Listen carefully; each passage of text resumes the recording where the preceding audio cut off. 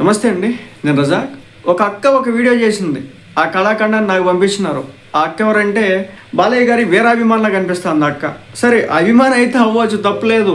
కానీ ఆ మాట్లాడే మాటలకి, ఆమె చేసేటటువంటి చేష్టలకి, అవుట్పుట్ వచ్చేదానికి అసలు సంబంధమే లేకుండా పోయింది. నిన్న తెలంగాణ ఒక్కచోటే, హైదరాబాద్లో, తెలంగాణ మొత్తం కూడా హైదరాబాద్లో దాదాపు 3 కోట్ల టికెట్లు తెగినాయి. దాదాపు 104 కోట్ల రూపాయల కలెక్షన్స్ అడ్వాన్స్ బుకింగ్ ద్వారా వచ్చేసినాయి అని చెప్పేసి చెప్పిందన్నమాట. ఆ వీడియో సోషల్ మీడియాలో బాగా వైరల్ అవుతుంది. సరే, నిజంగా అంత వచ్చినాయి అని చెప్పేసి చూస్తే ఎలా వస్తాయి? 3 కోట్ల టికెట్లు కేవలం హైదరాబాద్లో తెగినాయా? అసలు హైదరాబాద్ పాపులేషన్ ఎంతో తెలుసా? హైదరాబాద్ చుట్టుపక్కల ఉండే జనం ఎంతో తెలుసా? హైదరాబాద్లో ఎన్ని థియేటర్లు ఉంటాయో తెలుసా? హైదరాబాద్లో ఒక్కసారి సినిమాకి వెళ్ళాలంటే ఒక రోజుకి ఎన్ని వందలు, ఎన్ని వేల టికెట్లు, ఎన్ని లక్షల టికెట్లు తెగుతాయో తెలుసా?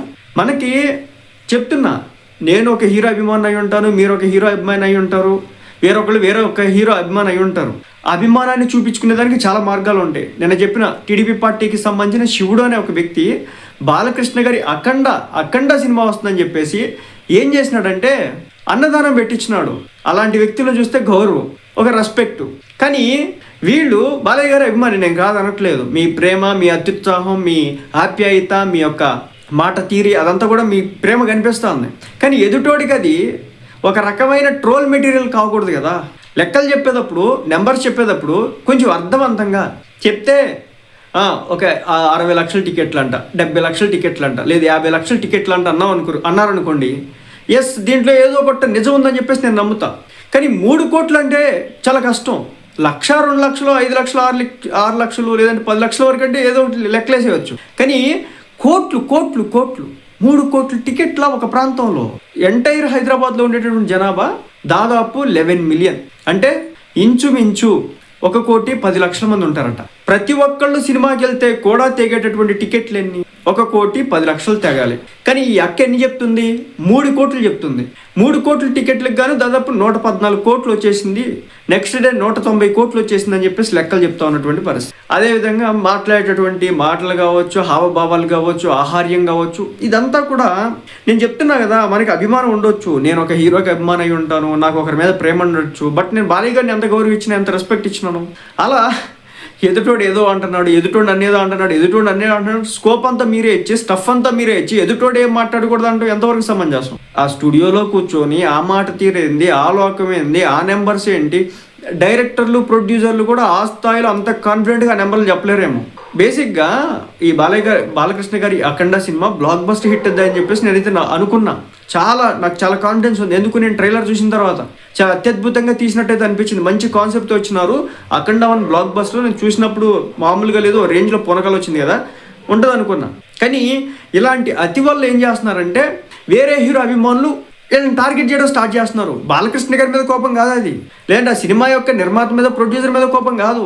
ఇలాంటి అతి బ్యాచ్ వల్ల చూడండి, నేను నిన్న ఒక టీడీపీ పార్టీ అభిమాని, బాలయ్య గారి అభిమాని ఒక అన్నదానం చేస్తే నేను అంత చక్కగా చెప్పినాను.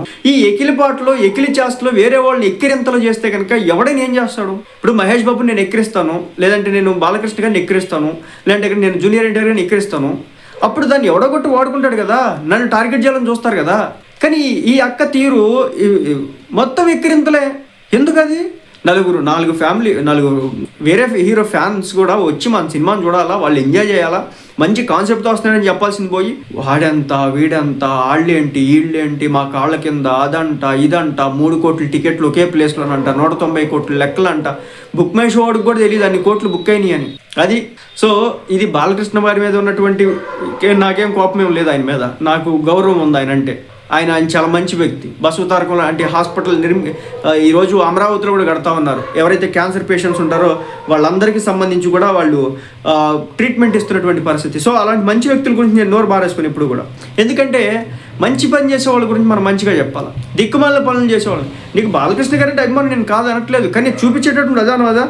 మళ్ళీ నలుగురిని ఏదో ఒక ఆయన అంటాడు ఏమని అంటే, మీరు వచ్చే ఎలక్షన్స్లో వైఎస్ జగన్ గారికి వేస్తారంటే, పోయిన ఎలక్షన్స్లో 10 మందిని వేయించాను, నా పెళ్ళాం, పిల్లలు, అక్క, చెల్లి అందరూ కూడా వేసినారు, ఈసారి 25 మంది చేత వేయనీయకుండా చేస్తా అంటాడు.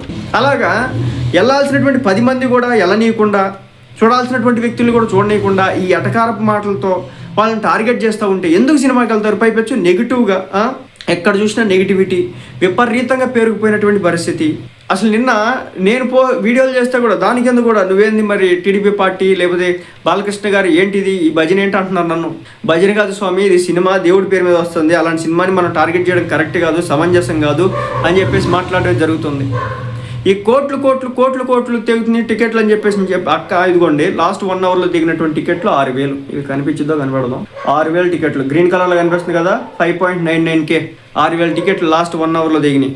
సో అంటే అండం ఎందుకు అనిపించుకోవడం ఎందుకు, ఆ పైపెచ్చి ఇట్టా ఇట్టా ఇట్టా ఇట్టా ఇట్టా ఊగిపోతూ ఉంటే చూసేవాడికి చాలా ఎటకారంగా ఇరిటేటింగ్ ఉంటుంది. దాన్ని బట్టి వాళ్ళు రియాక్ట్ అవుతూ ఉంటారు. అదనమాట సంగతి. మొత్తానికి 3 కోట్లు టికెట్లు దిగినాయి అంట, 190 కోట్లు కలెక్షన్స్ వచ్చినాయి అంట. అది ఫస్ట్ డే కాకుండానే నిన్న నైటే నేను టికెట్లు దిగింది, నెక్స్ట్ డే ఈరోజు అయిపోయిన తర్వాత ఈరోజు సాయంత్రం కలెక్షన్స్ చెప్తే దాన్ని ఒక లెక్కలోకి తీసుకుందాను.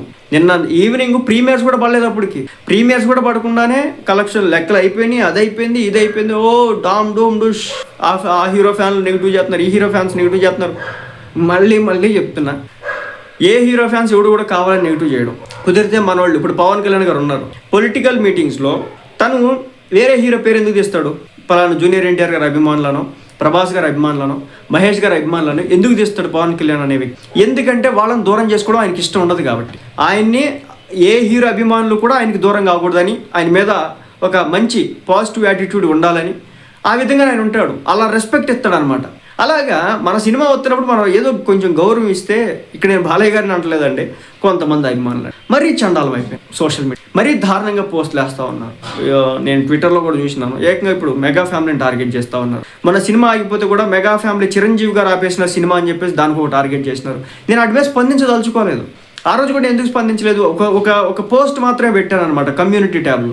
ఈ సినిమా ఇతర హీరోల వల్ల ఆగిపోయింది, అఖండ 2 సినిమా ఇతర హీరోల కారణంగా ఆగిపోయిందంటే కాదనే వచ్చింది. నాకు తెలుసు అది దానివల్ల ఆగిపోలేదు వాళ్ళ వల్ల అని. కానీ చిరంజీవి గారిని లాక్కొచ్చినారు ఆ రోజు కూడా. ఒకటైతే చెప్తున్నాను, అఖండ అనే సినిమా మంచిగా వెళ్ళాల్సింది, మంచిగా ఆడాల్సింది. బట్ ఇక్కడ కంప్లీట్గా ఫాల్ట్ వచ్చేసి క్లియర్గా కనపడుతుంది డైరెక్టర్ మరి ఏం చెప్పాలనుకుంటే ఏం చేయాలనుకుంటే తెలియదు. కానీ మొత్తానికి అయితే సినిమాని అయితే చాలా దూరం పంపించినాడు. నమ్మి సినిమా చేసినాడు బాలకృష్ణ గారు, బట్ అది అనుకున్నంత స్థాయిలో వర్కౌట్ కాలేదని చెప్పచ్చు.